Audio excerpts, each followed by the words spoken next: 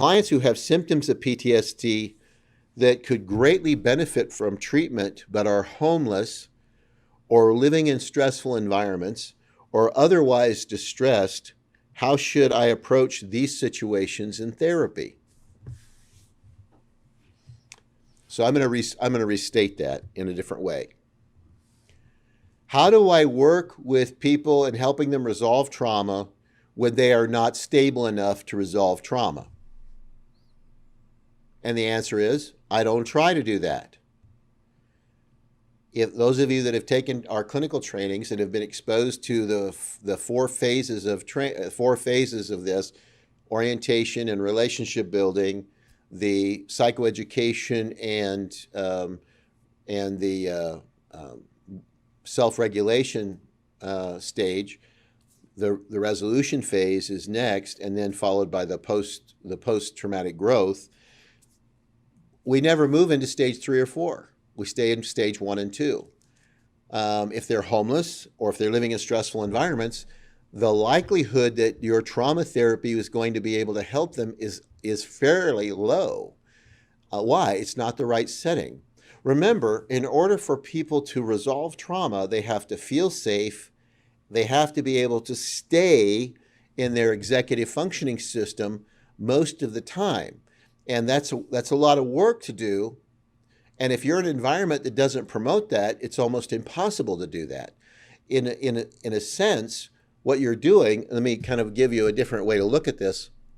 You're asking me, how can a 5-year-old live an intentional, deliberate life and be happy while they're living in a household of parents or caregivers that are abusive, addicted to drugs, screaming, yelling, it's crowded, it's chaotic, there's no structure, they have no guidance, they're left on their own? Why would you ever expect that 5-year-old to be able to navigate that? And that's what we're dealing with quite often. That's the equivalent or a metaphor for what you're talking about.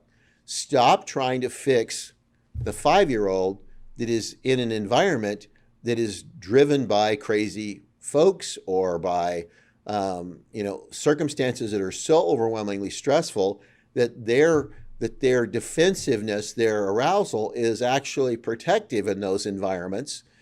And if you actually were successful in helping them kind of strip that away, you might put them at greater risk. So, this is really a tough call for therapists that work with the homeless because they want to help them resolve the trauma, but they have to be stable enough. Well, what does that mean? Well, they have to have some housing. They have to have resources. They have to have adequate medical services. They need to have enough stability to approach dealing with the trauma.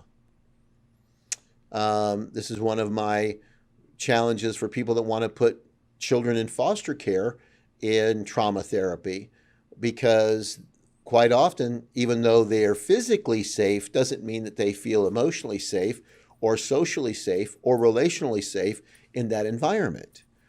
And people just want annoying behavior to go away, and so they say, well, let's send them to trauma therapy. But it's inappropriate to put them into therapy for that, because what really needs to happen is the people that are in charge of their environment need to change.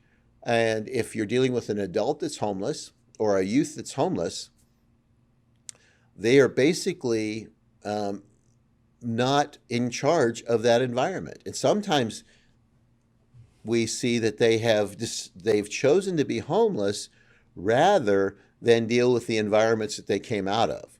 So you really have to pay attention. Our hearts go out to these people and we want to help them. But the way we help them is to help them be increasingly stable. We, teach them how to regulate themselves and how to manage their body and how to recognize arousal. But don't try to do trauma resolution with people that are in unsafe circumstances.